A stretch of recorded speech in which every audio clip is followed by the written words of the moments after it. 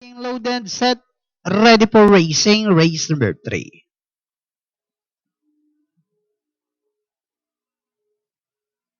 Racing just is started with this time rushing about the outside of Scott Regal together with Apple Bishop. Then comes it Resistant.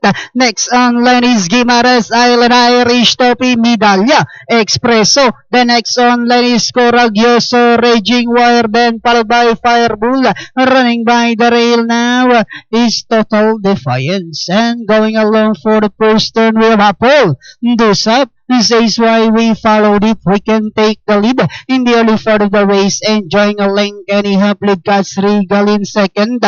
This time, or rather, You Are My Hero is racing in third. Moving up is now is Irish Topi Hit Resistant, Medalla Expresso, Guimaras Island, Coraggioso. Amulet comes next, Firebull, Total Defiance comes next, then followed by this time, Raging War. No racing in last. Last 400 meters of the race will have Paul Bishop Hit Resistant. Now about to throw the challenge. Then next on Irish Topi. Then followed now by Cats Regal.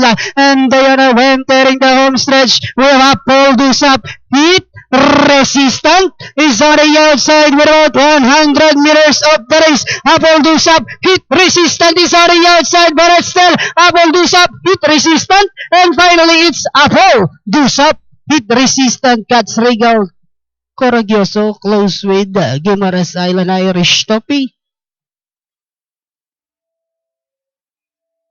Okay, Brian Corivista, we have an upset here with entry number 11, guys. Apple Bishop, skippered by E.G. Reyes Jr. Masa segundo po dito.